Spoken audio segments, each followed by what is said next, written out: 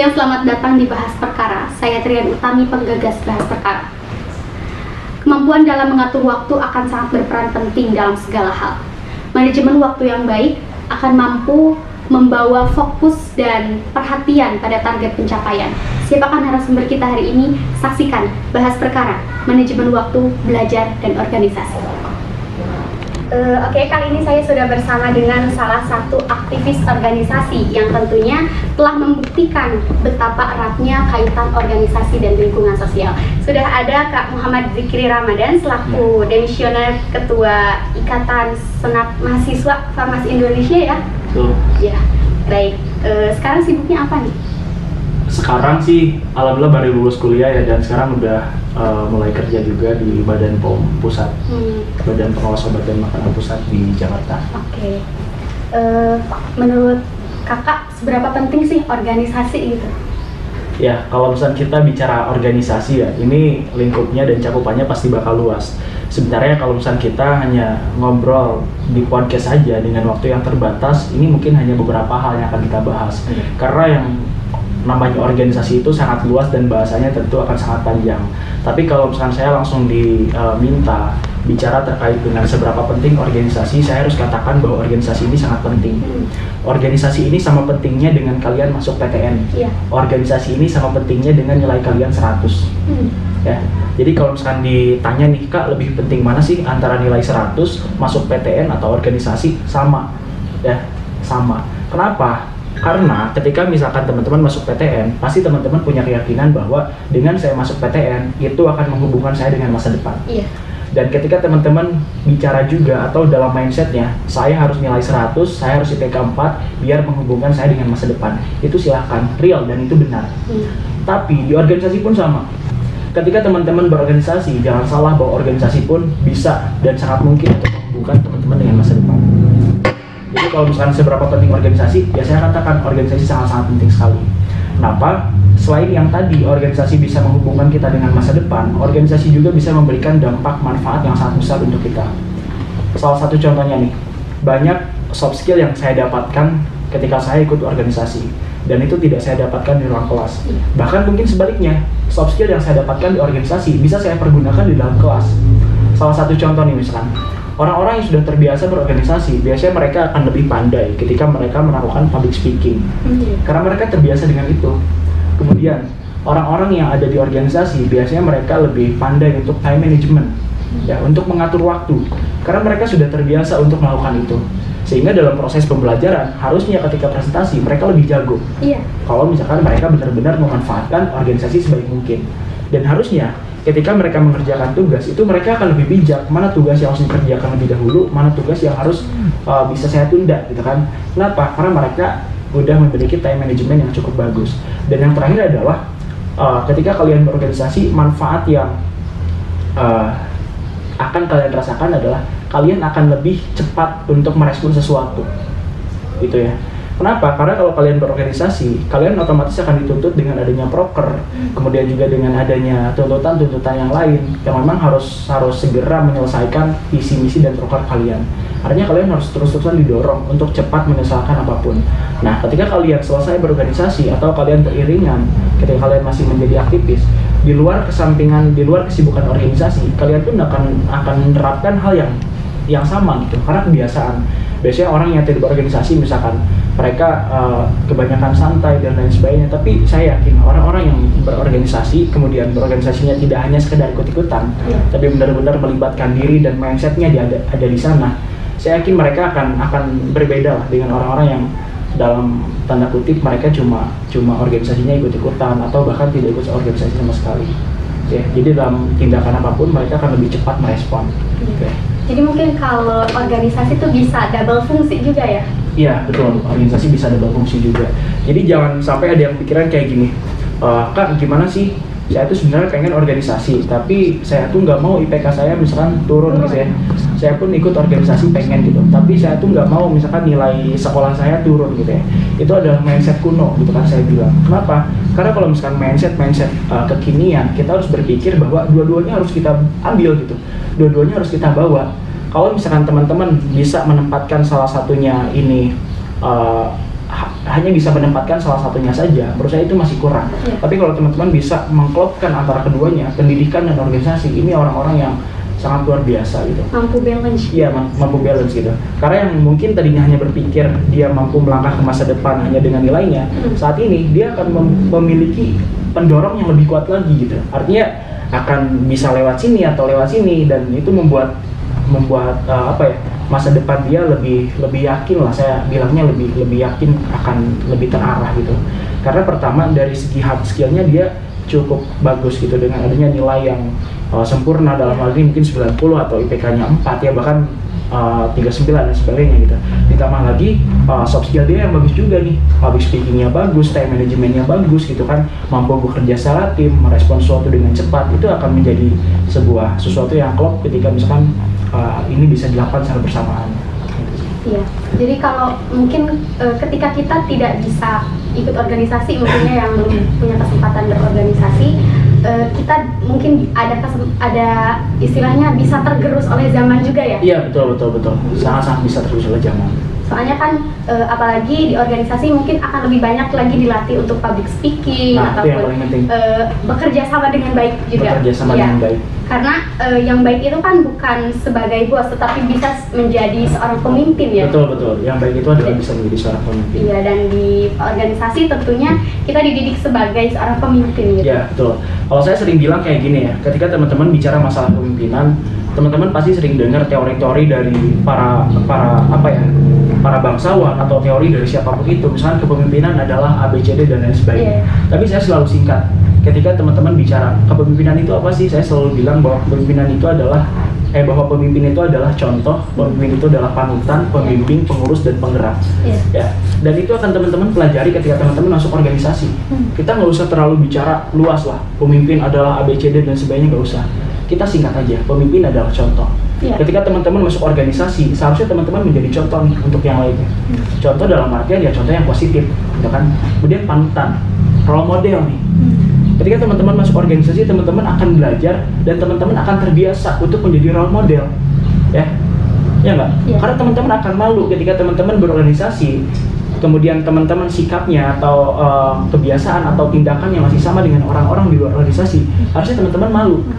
Karena nanti bakal ada justifikasi yang jelek terhadap organisasi tersebut. Lah, dia aja masuk organisasi kok masih tetap kayak gitu sih, gitu kan? Kedisiplinannya nggak meningkat, ini itunya nggak ada perubahan gitu. Nah, makanya itu akan menjadi beban sehingga akan memaksa teman-teman untuk lebih baik gitu. Nah, kemudian ketika organisasi pun teman-teman akan terbiasa untuk mengurus gitu kan. Karena tidak cukup seorang pemimpin itu hanya bisa menjadi contoh dan menjadi role model atau panutan, tapi dia pun harus bisa menjadi seorang pengurus. Ya, kita ambil contoh lah dalam rumah tangga gitu ya, dalam hal ini ayah gitu kan, atau ibu. Mereka tidak cukup saja kalau misalnya mereka ganteng, mereka cantik gitu kan, mereka banyak duit, tapi nggak bisa ngurus ke anaknya. Itu bagaimana nasib anaknya ke depan? Mungkin dalam tanda kutip anaknya akan melakukan hal yang negatif dan lain sebagainya gitu ya. Kemudian menjadi pembimbing ya. Ketika teman-teman masuk organisasi, secara terbiasa teman-teman akan mampu untuk menjadi pembimbing. Dalam hal ini untuk mendampingi, mengayomi. Betul ya? Karena ketika di organisasi mau tidak mau ya, kita tuh belajar untuk berkelompok, kita tuh belajar untuk saling melengkapi. Dan itu pun saya yakin akan terbiasa ketika teman-teman berada di luar organisasi. Dalam hal ini mungkin di lingkungan kelas atau di lingkungan masyarakat dan lain sebagainya gitu. Bagaimana caranya sih teman-teman itu punya mindset atau punya hati gitu ya, agar tidak mau membiarkan orang lain terjerumus dan lain sebagainya. Itu akan timbul secara sendirinya ketika teman-teman berorganisasi. Itu sih. Ya, terus yang tadi, kenapa saya menyebutkan bahwa pemimpin itu harus bisa menjadi contoh? Karena the best example of leadership is leadership by example. Contoh terbaik dalam kepemimpinan adalah kepemimpinan dengan memberikan contoh. Gitu kan? Itu adalah sistem kepemimpinan yang kekinian lah, tidak kuno lagi gitu. Kalau dulu yang tadi kamu bilang, mungkin banyak pemimpin yang masih berpikiran atau menerapkan sistem bos. Artinya nurutlah kamu sama saya. Kamu harus ini, harus ini, harus ini. Kalau sekarang enggak. The best example of leadership is leadership by example. Kasihlah contoh. Ya, pemimpin juga harus bisa menjadi role model. Leader is not title but action, but role model gitu kan.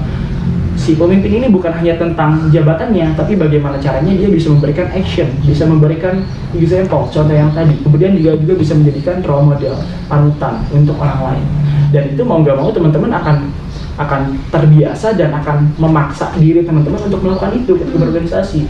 Karena tadi bebannya satu, jangan sampai teman-teman yang sudah berorganisasi tindak tanduknya, kebijakannya, kedisiplinannya masih sama dengan orang yang tidak berorganisasi.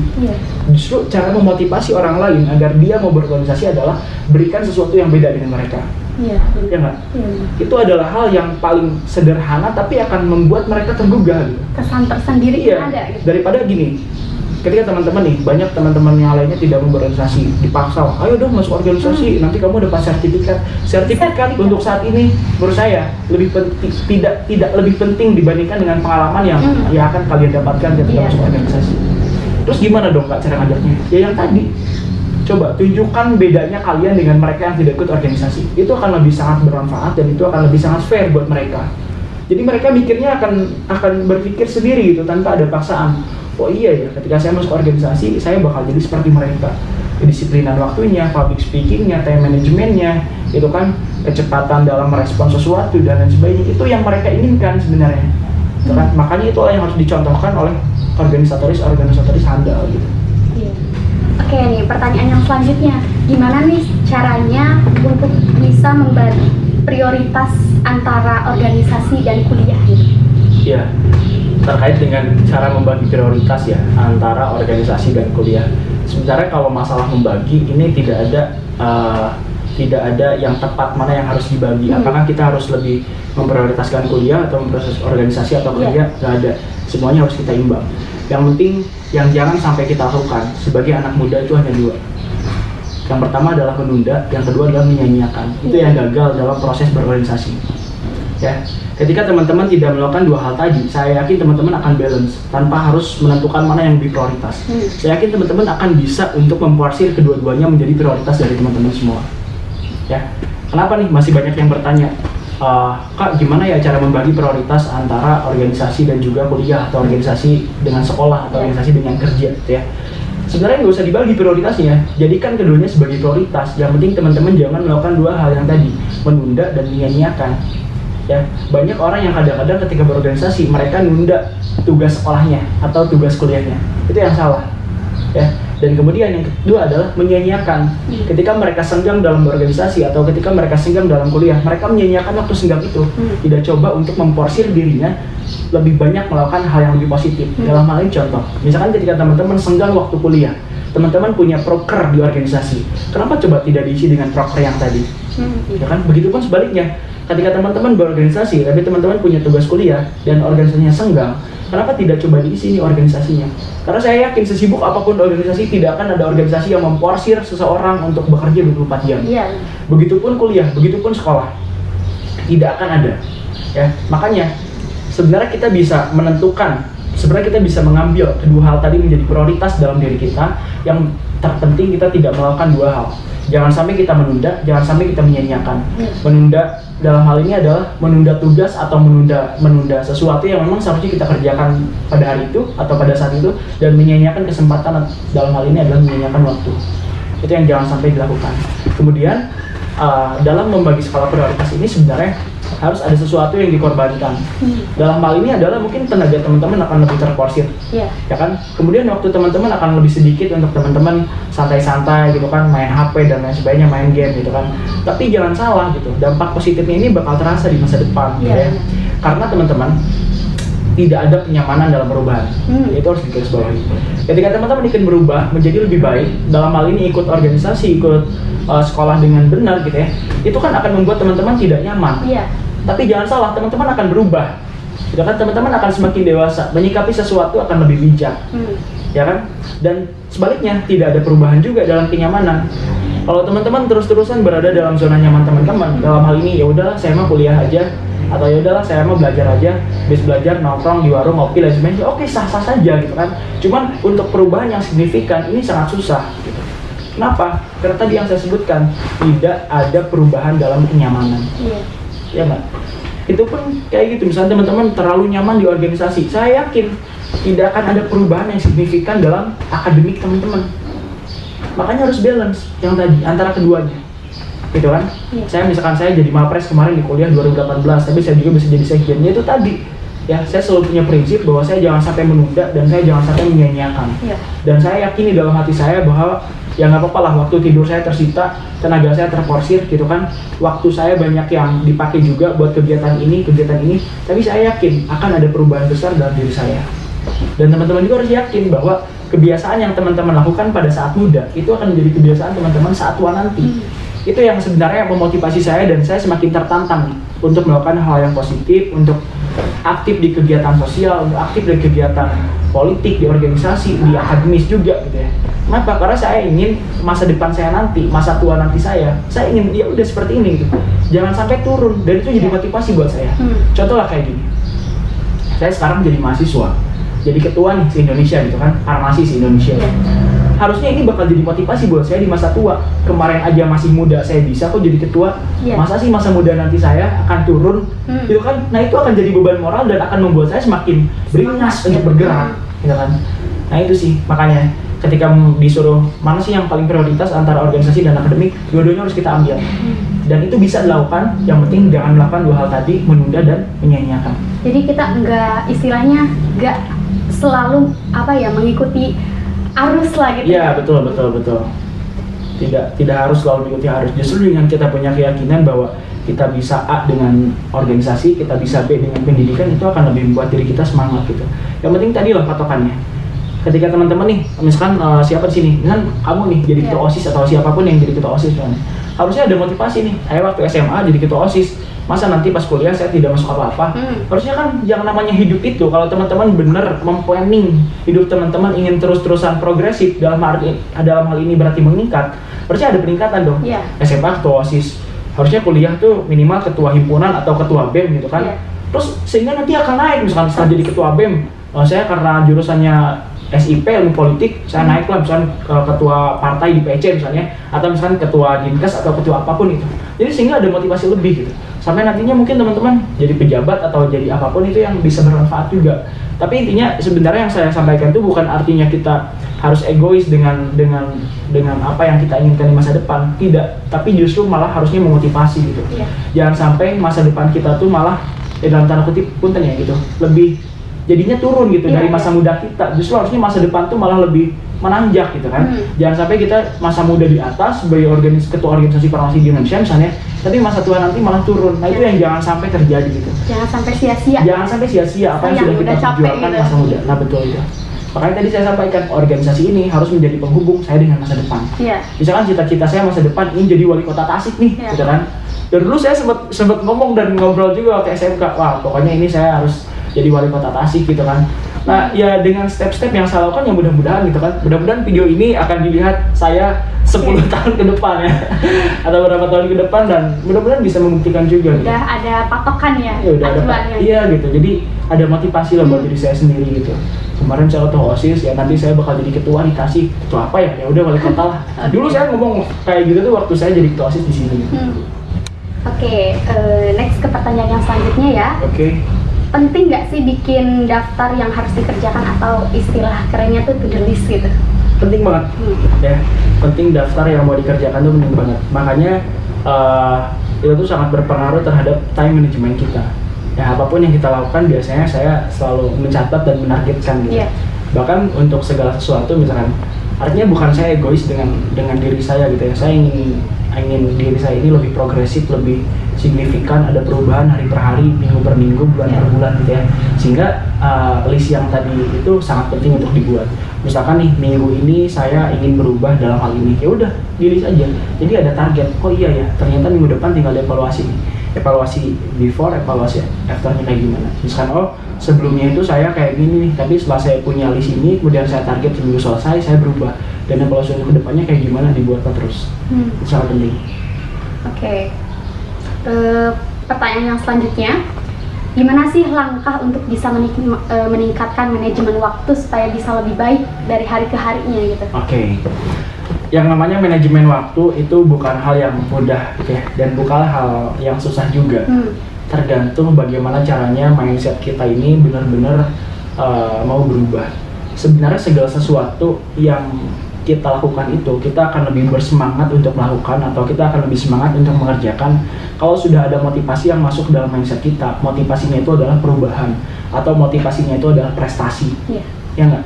Teman-teman nggak akan mungkin teman-teman mau masuk organisasi, teman-teman nggak akan mungkin mau masuk BPN, mau masuk kemanapun kalau sebenarnya tak ada motivasi dalam mindset teman-teman bahwa ini akan memberikan perubahan, bahwa ini nanti ketika lulus akan dapat kerja cepat dan lain sebagainya. Itu adalah mindset yang akan ada sangkut pautannya dengan time management ini, ya.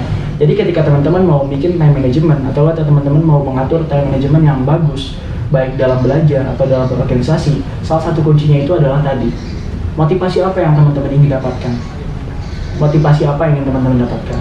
Cuman teman-teman juga nggak bisa pragmatis langsung mikir ke prestasi yang akan teman-teman dapatkan, karena ada 3 tahapan ketika teman-teman ingin mencapai prestasi yang tadi teman-teman tanamkan di dalam mindset ini. Kunci dari prestasi adalah partisipasi dan kontribusi. Ya, dalam time management ini yang paling penting, partisipasi dan kontribusi. Gak usah terlalu jauh mikirin prestasi, tapi itu penting untuk ditanamkan dalam mindset. Tapi teman-teman juga jangan langsung misalkan, ya udahlah nanti saya bakal dapat ini, jalan-jalan. Enggak, tetap harus ada sesuatu yang teman-teman kerjakan. Yang pertama adalah partisipasi dan yang kedua adalah kontribusi. Partisipasi dalam belajar minimal nih. Kalau misalnya teman-teman ingin IPK-nya gede atau nilainya 90, berarti partisipasi dalam belajar harus ditambah. Ikut les lah, atau belajar sendiri di rumah lah gitu kan, belajar dengan senior lah, atau belajar dengan teman lah. Itu adalah partisipasi tambahan. Kemudian partisipasi di organisasi, ikut kegiatan-kegiatan organisasi lah, jadi kepanitiaan lah, atau sekedar jadi influencer lah, atau apapun itu kan, itu sangat penting. Ya. Kemudian setelah tadinya hanya sekedar ikut-ikutan atau hanya sekedar partisipasi, kontribusi sekarang. Ya, kontribusi dalam belajar, misalkan ikutan lomba lah, itu kan, ikutan lomba, mau lomba cerdas cermat, mau lomba debat, mau lomba English Club dan lain sebagainya, itu terserah. Dalam organisasi pun sama, kontribusi juga, yang tadinya hanya sekedar jadi peserta, sekarang ubah jadi panitia lah dan lain sebagainya lah, gitu kan. Nah nanti maka prestasi itu akan timbul secara sendirinya. Kan nggak ada yang tiba-tiba insan langsung prestasi, langsung dapat penghargaan, langsung dapat perubahan, nggak ada. Semuanya akan berproses, dan prosesnya itu tergantung dari 2 tadi, bagaimana partisipasi yang sudah teman-teman lakukan dan apa kontribusi yang sudah teman-teman berikan. Partisipasinya intens nggak, partisipasinya serius nggak, gitu kan. Kemudian kontribusinya apa, kontribusinya jelas nggak, progresif nggak. Kalau misalnya ininya udah jelas, pasti yakin nanti partisipasinya pun akan sangat luas buat teman-teman gitu. Jadi ini ya, sangkut pautannya bagaimana caranya mengatur time management agar kita bisa memanage waktu dengan bagus. Yaitu tadi, tanamkan dalam teman-teman, dalam mindset teman-teman bahwa akan ada perubahan, akan ada sesuatu, akan ada prestasi yang saya dapatkan ketika saya mampu memanage waktu saya dengan baik. Ya, tapi tetap untuk meraih prestasi tadi tidak tiba-tiba instan, ada proses yang teman-teman harus lewati, yaitu 2, partisipasi dan kontribusi. Ya nggak? Nggak mungkin tuh tiba-tiba misalkan orang dapat penghargaan tanpa melakukan partisipasi dan juga kontribusi. Jadi kita juga harus tahu dulu tujuan kita tuh masuk organisasi ataupun apa gitu. Nah, betul. Dan juga harus maulah berkorban ketika kita ingin sesuatu hal yang lebih, kita mau berkorban gitu. Itu sangat penting. Mau berkorban lah. Iya. Oke. Pernah nggak sih sampai stres karena tenggang waktu dan komitmen, misalkan kita tuh di kampus tuh punya tugas yang deadline-nya tanggal berapa gitu, terus tapi kita juga punya komitmen dengan organisasi kita gitu. Oke. Stres pastinya bukan stres juga ya, tapi kalau misalnya kita dibuat kelimpungan ya, artinya sibuk, yang sangat-sangat sibuk ya pasti pernah lah gitu kan. Sampai-sampai ya itu tadi butuh waktu untuk ngopi gitu kan, untuk bareng sama teman-teman. Sebenarnya satu sih kuncinya biar kita nggak stres atau kita nggak terlalu kelimpungan dengan apapun, tentunya adalah relax ya. Bagaimana kita tetap santai gitu kan, dan saya pun termasuk orang yang kayak gitu. Jadi misalnya kayak gini nih, untuk beberapa ujian gitu ya, ujian di sekolah dulu waktu di BPN ataupun kuliah, kadang-kadang saya lebih baik nggak belajar gitu, lebih baik ya udahlah, ibaratnya mending mengolah mindset, apalagi kita bisa mengimprove jawaban kalau essay dan lain sebagainya gitu ya. Karena saya tuh tipe orang yang kalau misalnya saya dipaksa buat belajar, tapi diri saya ini sebenarnya lagi nggak siap, artinya lagi nggak relax, nantinya bakal lupa yang lainnya gitu. Gitu kan, kadang-kadang ada orang yang sampai mau kelas nih, mau ujian, ada yang buka buku dulu, dan lain sebagainya. Saya mending enggak gitu, mending ngobrol dan sebagainya, main HP atau apapun itu gitu. tujuannya itu adalah ya udah saya biar nggak lupa yang lainnya, daripada saya terus mengingat yang sebenarnya nggak akan masuk di otak saya, mending saya lupakan, mending saya ibaratnya salah satu atau salah dua atau salah tiga gitu ya untuk pembahasan yang tadi, tapi yang lainnya tidak ikut lupa gitu. Saya tuh karakternya kayak gitu, daripada saya memaksakan nanti yang lainnya terbawa lupa juga gitu.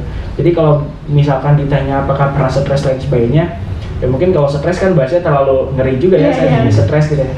Cuman kelingkungan ya pasti pernah gitu, tapi saya mencoba untuk tetap relax lah gitu.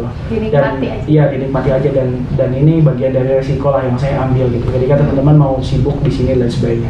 Dan itu akan menjadi sebuah pembelajaran yang cukup berharga juga buat teman-teman. Artinya teman-teman akan lebih dewasa dalam bersikap, itu akan sangat berpengaruh. Justru dengan adanya beban-beban atau keputusan yang harus diambil dalam situasi yang tidak tepat, itu akan membuat teman-teman lebih bijak. Keputusan yang teman-teman ambil itunya akan menentukan ke depannya teman-teman bakal kayak gimana. Ya. Dan satu hal yang saya ingin sampaikan adalah jangan pernah takut untuk mengambil keputusan apapun. Karena seiring berjalannya waktu itu pun akan berlalu juga. Iya. Mungkin saya dulu di BPN ya Pak, pernah juga mungkin melakukan keputusan yang kontroversi misalnya, dengan melaksanakan BFC atau misalkan pensi mengadakan down Lego dan sebagainya gitu kan, dulu sempat tintang dan sebagainya. Tapi dengan berjalannya waktu itu dilupakan kok. Iya benar-benar. Ya udah, maksudnya kita nggak usah takut juga untuk mengambil keputusan yang sekiranya menurut orang lain kontroversi dan sebagainya. Yang penting kita udah siap untuk menyediakan ini nih, bahwa suguhan kita akan membuat mereka senang gitu kan, bahwa argumentasi kita akan membuat mereka diam, itu yang paling penting sih gitu ya. Setiap kontroversi apapun orang, kalau misalnya mereka bisa membuktikan dengan sesuatu hal yang lebih positif, itu akan artinya bakal menjadi apa ya, timbal balik lah buat mereka gitu. Oh iya ya, ternyata ini orang meskipun keputusannya kayak gini, tapi ada dampak positifnya juga nih buat gua gitu, buat kita buat kita gitu, kayak gitu sih. Jadi nggak usah stres lah. Ya kelingkungan wajar, kita namanya manusia kan, kita nggak akan bisa membagi diri dalam satu waktu, itu wajar gitu. Tapi bagaimana caranya kita bisa menyelesaikan keduanya atau keputusan yang harus diambil, itu yang harus ditanamkan dan harus dipelajari dari sekarang gitu. Termasuk yang tadi juga yang saya sampaikan, jangan sampai takut mengambil keputusan apapun itu. Soalnya teman-teman merasa diri teman-teman udah bijak, soalnya teman-teman udah visioner mikir ke depan bahwa ini sangat bagus untuk perubahan dan sebagainya, lakukan saja. Kontroversi akan wajar untuk seorang organisatoris, tapi ketika teman-teman mampu melalui kontroversi tersebut, itu adalah pengalaman yang sangat berharga buat teman-teman. Dampaknya sangat besar ya. Jangan pernah takut untuk mengambil keputusan apapun ya. Bahkan saya termasuk orang yang kadang-kadang ketika berorganisasi keputusan saya tidak didukung gitu oleh rekan dan lain sebagainya, tapi saya tetap ambil. Kenapa? Karena saya mikirnya visioner dalam hal ini ya, karena saya mikirnya visioner. Gak apa-apa orang lain gak setuju, biarkan mereka merasakan dampak positifnya aja, gak usah ikut terlibat dalam perjuangan dan sebagainya. Karena saya nggak mau pusing juga. Iya benar. Gitu kan, daripada saya, ayo dong, please gitu kan. Ya udah, mendingan kalian kalau nggak mau ikut, nggak usah. Kita jalan. Karena sekarang udah biasa banget ada pro dan kontra. Iya, udah biasa banget ada pro dan kontra. Nggak usah terlalu ditanggapi. Oke, kita negara demokratis, suara terbanyak dan sebagainya. Tapi tetap ada kalanya seorang pemimpin itu harus bisa otoriter juga untuk mengambil kebijakan secara cepat. Makanya tadi kalau ada orang organisatoris ngambil keputusannya lambat, itu kan terlalu banyak pertimbangan dan sebagainya, itu masih gaya-gaya organisasi kuno gitu kan. Untuk saat ini ayo kita ambil secepat mungkin dan setepat mungkin. Gak usah terlalu ayo rapat-rapat, terlalu banyak rapat dan sebagainya, ambil aja lah. Kita progresif aja, apalagi sebagai siswa di BPN gitu ya, atau sebagai kuliah, itu kan masih dalam tahapan proses pembelajaran gitu ya.